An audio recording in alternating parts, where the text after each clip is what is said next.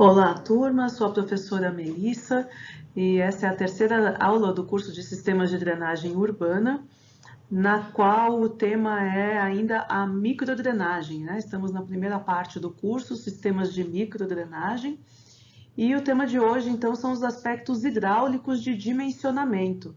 A gente já passou pelos aspectos hidrológicos e agora já adentrando aí a parte do dimensionamento do sistema, que é hidráulico, essencialmente, e está composto de duas partes, então dividindo aí em duas aulas. Hoje é a parte de dimensionamento das galerias de microdrenagem. E na próxima aula a gente vai aprender a dimensionar os outros elementos do sistema, que são sarjetas, bocas de lobo, bueiros, tubos de ligação, postos de visita. Bom, então nessa etapa de fazer o dimensionamento hidráulico do sistema de microdrenagem, o dimensionamento da galeria, a primeira etapa aí é identificar o caminho das águas e o talveg principal. O talveg pode ser traduzido literalmente como caminho das águas, né? Qual é o caminho das águas principal para onde cada subbacia converge as suas águas. Então, vocês já iniciaram esse processo ao traçar as subbacias e agora é identificar nessa subbacia qual o caminho do escoamento, né? Para onde as águas convergem ali dentro daquela subbacia ou microbacia. E aí, então, fazer um dimensionamento do conduto que vai transportar a vazão de projeto.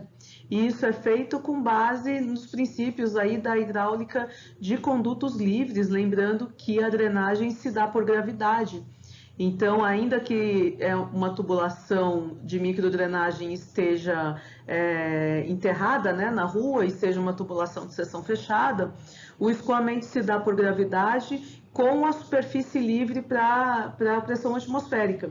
Então, segue os princípios aí da hidráulica de condutos livres, ainda que em galeria fechada. E então, a parte de representação em planta desse sistema, né? Como que isso é representado. Esse é o conteúdo, então, que a gente vai ver aqui nessa aula de hoje. Quando a gente fala em dimensionar os sistemas de microdrenagem, a gente está falando de duas etapas principais.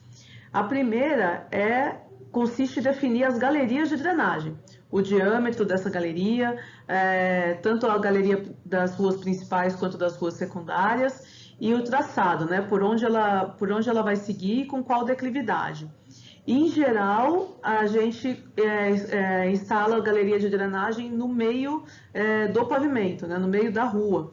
Diferente das galerias de esgotamento sanitário e abastecimento de água, que tem um tubo de cada lado da rua sobre as calçadas.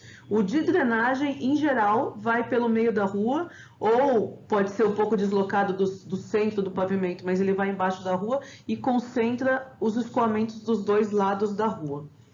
E aí a segunda etapa, que é o que a gente vai fazer na próxima aula, é dimensionar os demais elementos da rede.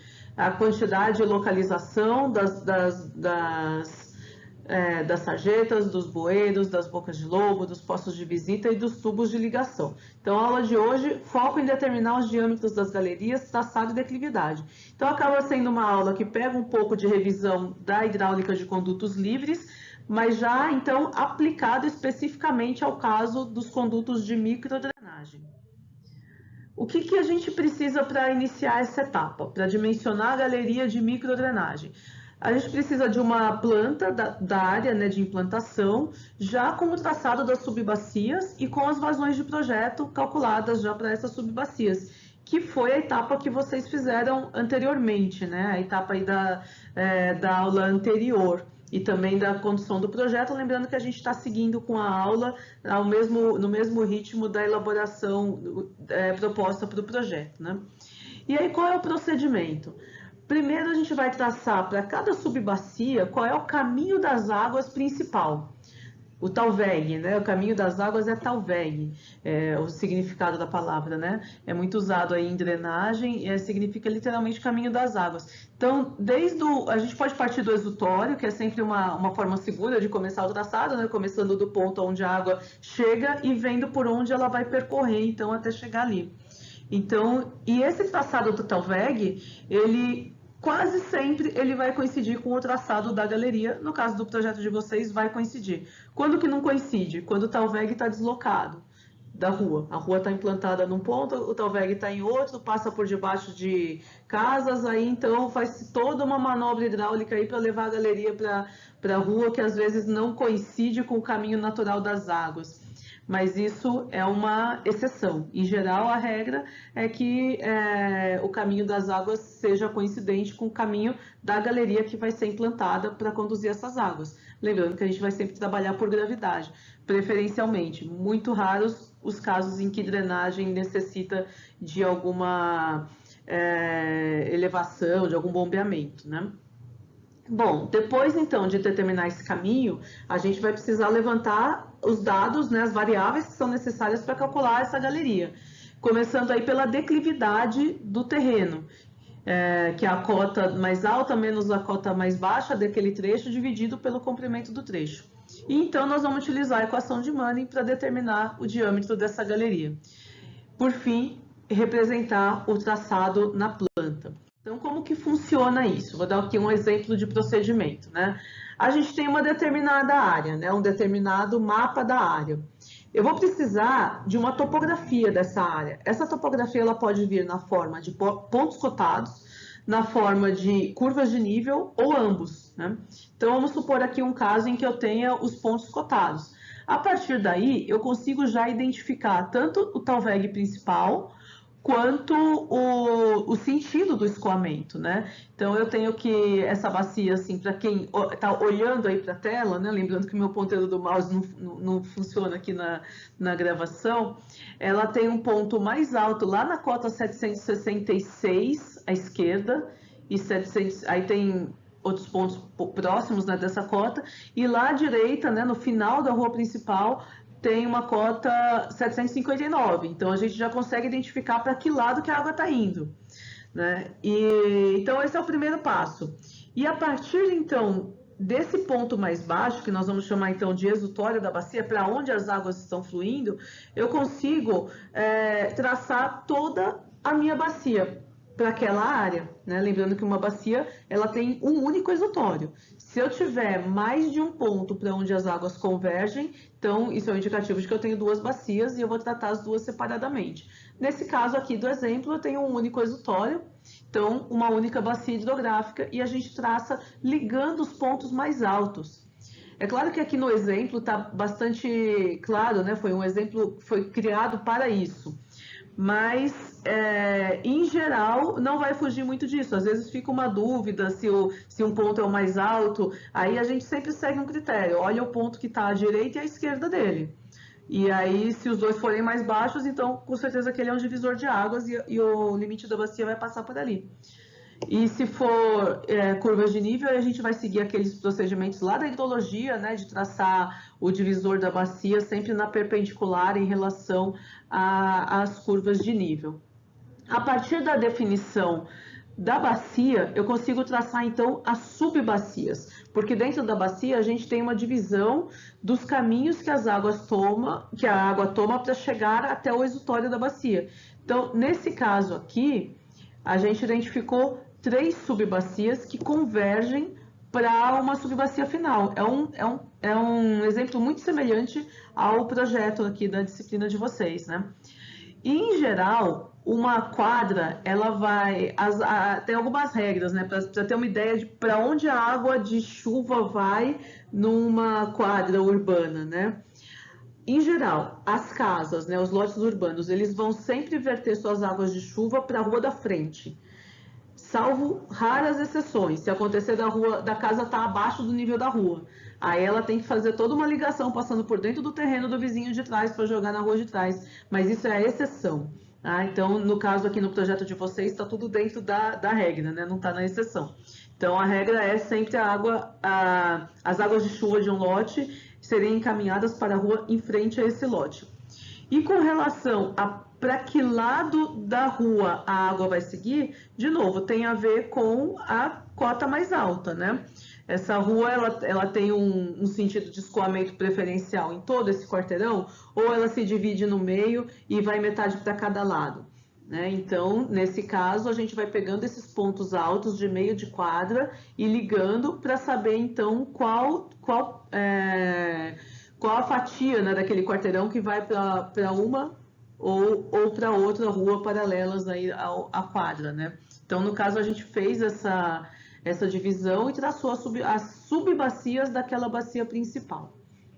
E aí, gente, cada uma dessas bacias, ela vai drenar suas águas para um caminho das águas, é um fundo de vale local, né? Para onde essas águas convergem e é ali que vai ser instalada, então, a galeria de drenagem. Normalmente, quando os loteamentos são implantados, isso é considerado, né? As ruas são instaladas de maneira a que o escoamento das águas vai convergir naturalmente para esse caminho. Então, eu estou traçando aqui os talvegs, né? Talveg 1, Talveg 2, Talveg da bacia 3 e, por fim, esses três se juntam e fazem aí o trechinho final ali, que a gente chama de Talveg 4, que conduz para o exutório. Então, esse é o procedimento de cálculo, né? E aí, como é que eu faço? Uma vez definida o caminho das águas do Talveg, o próximo passo é dimensionar a galeria. Dimensionar a galeria significa definir com que diâmetro, com que extensão e com que declividade essa galeria vai ser implantada. Então, a declividade, ela é o primeiro ponto aí, né, que a gente vai calcular, que ela tem a ver com a cota do próprio terreno. E isso eu digo porque, em geral, a galeria ela é implantada paralela à rua. Ela vai ter ali um comprimento mínimo, né, que está descrito em manual, em geral alguma coisa entre 70 centímetros, 1,20 m, vai depender um pouco do tipo de solo, do manual e tal. Então vai ser cavada uma vala nessa rua e no fundo dessa vala é assentado o tubo da galeria de água pluvial. Então, assim, o modo mais prático de se fazer é que essa vala tenha uma profundidade constante, ou seja, a galeria final ela vai ter a mesma declividade da rua, salvo raras exceções, vou explicar depois para vocês. Mas então a declividade da galeria pode ser considerada igual à do terreno, que é igual à cota mais alta do trecho de galeria, menos a cota mais baixa, dividida pelo comprimento, né? Pela extensão desse talveg, também é denotado geralmente por L maiúsculo, né? A extensão desse talveg em metros. Então vamos pegar um exemplo aqui, eu peguei uma rua que tem bem uma ladeira, né? Que fica claro aí para a gente poder calcular essa declividade. A gente identifica assim o caminho, né, e a direção do escoamento das águas, o ponto mais amontante, que é o ponto mais alto, e o ponto mais ajusante, que é o ponto mais baixo. E aí eu calculo a declividade dessa rua. Feito o cálculo da declividade, então eu vou fazer o dimensionamento, que significa definir o diâmetro. Para isso, a gente vai usar o equacionamento de hidráulica de condutos livres, considerando o cálculo em regime permanente. É um escoamento que se dá por gravidade, portanto, sob pressão atmosférica. Então, sempre vai ter uma superfície do escoamento livre em contato com a atmosfera, mesmo que dentro de um tubo fechado. Significa que a drenagem ela tem que ser dimensionada deixando sempre uma borda livre, porque a galeria não pode ficar totalmente preenchida de água, senão ela entraria em carga, como se diz. Passam a acontecer ali pressões dentro desse tubo diferentes da atmosférica, nem o tubo é preparado para isso estruturalmente, e nem o escoamento é dimensionado para se dar dessa forma. Então, sempre que a gente calcula galeria de drenagem, a gente calcula de maneira ao tubo não operar em seção plena. Ele vai operar em seção parcial, deixando uma borda livre, e esse valor dessa borda livre é o percentual, né, em relação ao diâmetro. Isso é definido em norma, mas varia aí entre 10% a 20% de borda livre. E o equacionamento, então, é a equação de Manning, né, que é a equação para escoamento em regime permanente sob pressão atmosférica, né, escoamento por gravidade. Engenharia ambiental e urbana, os sistemas de infra urbana que utilizam esse mesmo equacionamento são basicamente as redes de drenagem e de esgotamento sanitário, porque a rede de abastecimento de água ela já vai sob pressão, aí é um outro equacionamento, né? E a equação de Manning, o que ela faz? Ela estabelece uma relação entre a vazão que um tubo é capaz de transportar em regime livre, né, com as seguintes variáveis. A área molhada da seção, que é, vamos supor que eu vou cortar esse tubo no sentido do escoamento, a seção transversal que eu olho vai ser um círculo do tubo preenchido parcialmente de água, né? Então, essa área do tubo que tem água, a gente chama de AM, área molhada, expressa aí em unidades do SI em metros quadrados. A declividade do tubo, que a princípio a gente assume uma declividade igual a do terreno, pelo motivo que eu falei, é mais prático fazer uma galeria que eu não preciso ficar mudando a profundidade em que eu vou escavar para instalar esse tubo. Eu vou escavar sempre a uma profundidade constante em relação à superfície, portanto, a declividade final desse tubo vai ser a mesma declividade da superfície.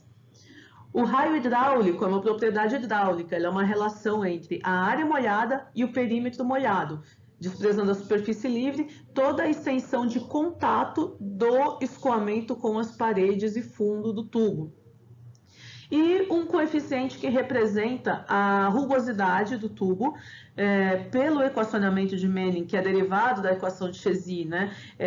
Pelo equacionamento de Manning, esse coeficiente leva o nome do autor, né, que propôs a equação, N de Manning, e que ele é determinado pelo fabricante do material e é tabelado, né? Se não tiver uma informação mais precisa que venha do próprio fabricante, então a gente vai adotar valores tabelados para o N de Manning. E aí, como que é a equação de Manning? A vazão que um tubo é capaz de transportar é função destas 4 variáveis. N de Manning, área molhada, raio hidráulico, que é uma função da área molhada e do perímetro molhado, e a declividade, né? Essas são as variáveis que entram aí nessa conta.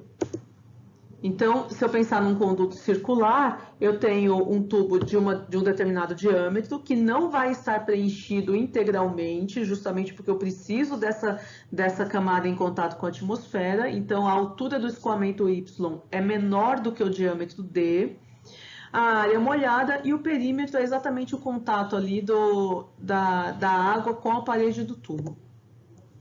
Lembrando que, e isso aqui é bem importante, lembrando da fórmula lá dos escoamentos livres, né? A fórmula QVA, Q igual a V vezes A. Vazão é igual a velocidade vezes área. Isso porque a formulação de Manning ela é originalmente proposta em termos de velocidade, mas como a vazão é a velocidade vezes a área, e a vazão é a variável de dimensionamento para a gente, né? Para quem está dimensionando a rede, então, é mais conveniente para efeitos aqui de drenagem urbana expressar a equação de Manning em termos de vazão, por isso que ela fica com esse formato que ela aí está. Então, é importante lembrar da fórmula aí da vazão igual a velocidade vezes área, porque a velocidade é também uma variável muito importante para nós, como a gente vai ver aí mais adiante um pouquinho. Bom, e esse coeficiente N de Manning? Ele expressa a rugosidade do tubo. A gente sabe que a velocidade do escoamento ela é de certa forma ali controlada, retida, né? O escoamento ele perde energia pelo atrito. Então, e o atrito ele é uma função direta da rugosidade do material do conduto.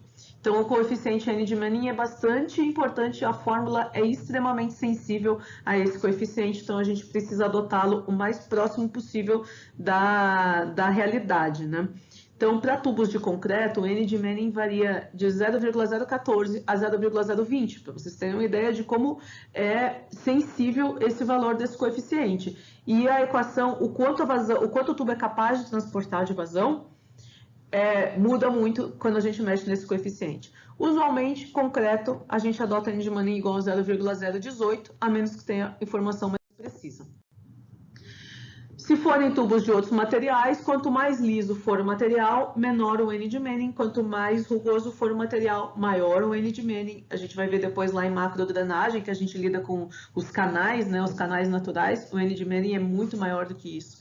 Mas para canal de tubo pré-fabricado de concreto liso, que é o usual para a galeria de drenagem, a gente vai poder utilizar o 0,018 aí tranquilamente. Tubo de polietileno corrugado, N igual a 0,012. Tubo corrugado metálico também é bastante liso, tem esse N de Manning de 0,012. O PVC é ainda mais liso, N igual a 0,011 e são os materiais mais comuns que tem.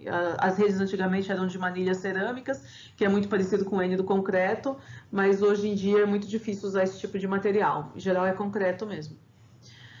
Bom, considerações importantes. Uma consideração muito importante de projeto diz respeito à velocidade.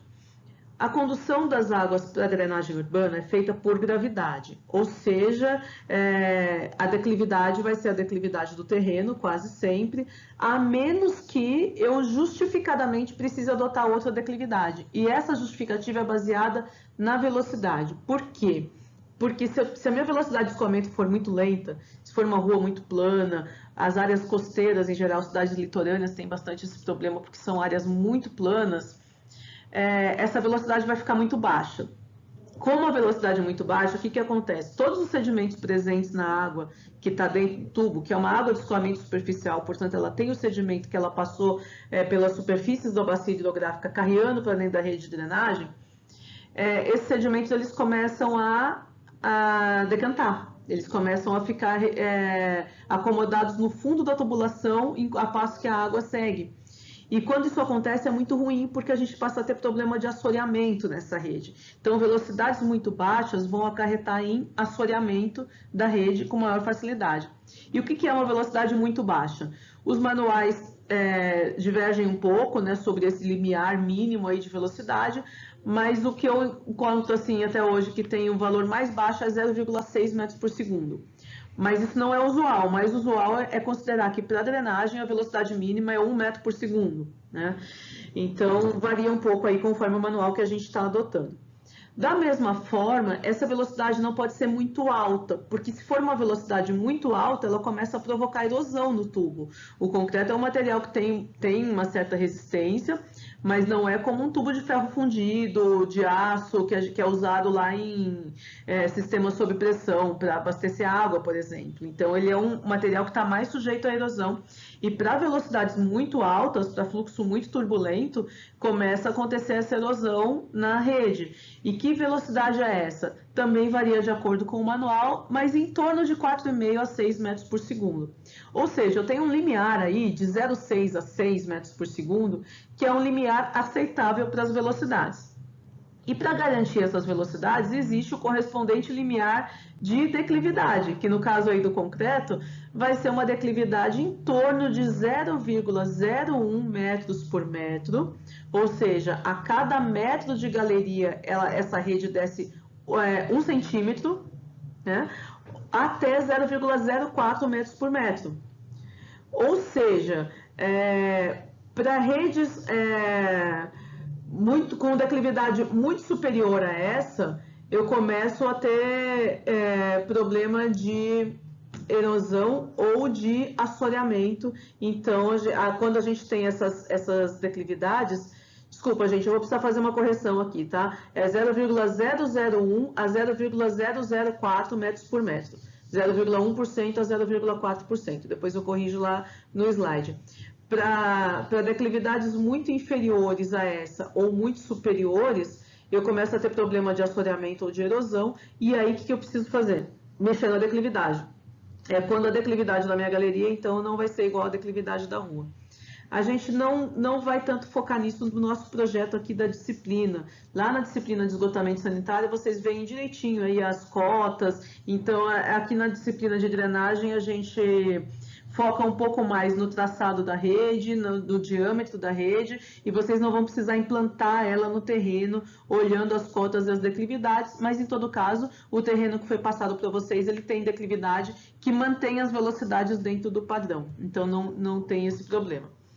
E que borda livre é essa para garantir, então, que o escoamento vai se dar em condições de pressão atmosférica? É uma borda livre que vai garantir que o tubo não vai entrar em carga, que ele não vai escoar em seção plena. Em geral, é de 10 a 15% do diâmetro da galeria, mas tem manuais e normas que chegam a exigir 20%. Para esgotamento sanitário é diferente, é uma borda livre mínima de 25% do diâmetro por causa da formação de gases no interior da tubulação. Então, ela não pode de jeito nenhum entrar em carga, né? Mas para drenagem, 10 a 15% está ok. Tem ainda algumas considerações importantes sobre o dimensionamento dos elementos componentes da rede, em especial com relação às sarjetas, que é um assunto da próxima aula, que eu vou antecipar para agora, para explicar para vocês por que nem toda rua tem galeria de drenagem embaixo. O que acontece? A vazão que vai para a galeria, ela é encaminhada através da sarjeta, né? A sarjeta é aquele o meio-fio, né, que tem ali do lado dos dois lados da rua, e ele funciona ali como um canal triangular que vai coletar as águas que caem tanto sobre a calçada quanto sobre a rua. A própria rua, o pavimento tem esse formato abaulado, que é justamente para fazer a divisão das águas para as laterais, para não ficar acumulando água no centro da rua. E aí, então, essa sarjeta encaminha para um bueiro ou uma boca de lobo, que vai estar ligada num tubo, que é chamado tubo de ligação, que faz a ligação do bueiro com a galeria. Acontece que, muitas vezes, o escoamento superficial que se forma numa determinada rua, num determinado trecho de loteamento, ele cabe dentro das sarjetas. A vazão formada é uma vazão que as sarjetas são capazes de transportar. E, nesse caso, não é necessário ter uma galeria nessa rua. O escoamento se dá de maneira superficial. Isso acontece principalmente em ruas pequenas, né, nas ruas secundárias e terciárias dos bairros. As ruas principais quase sempre vão ter galeria. As ruas secundárias e terciárias pode acontecer de não ter galeria, do escoamento poder ser transportado pelas sarjetas, né?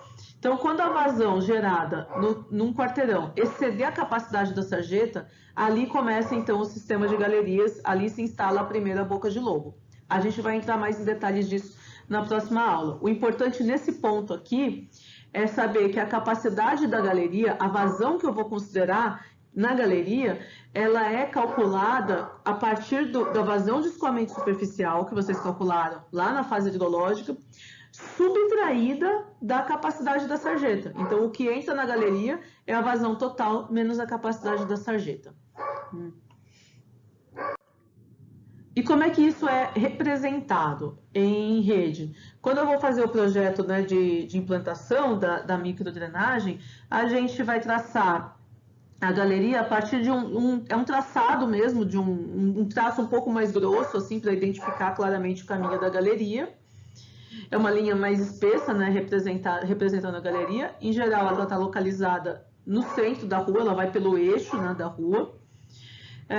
Acompanhada de setas que vão indicar o sentido do escoamento, e a gente puxa linhas de chamada, né, que é para indicar trecho a trecho o diâmetro daquele trecho e a declividade, e muitas vezes o comprimento também do trecho. Aí, posteriormente, aí na próxima aula, a gente vai ver como é que são indicados em planta os outros elementos da rede. Mas a galeria, ela é desse jeito. E aqui tem uma visão assim, um pouco mais próxima, né, que mostra aí, então, o traçado principal da galeria.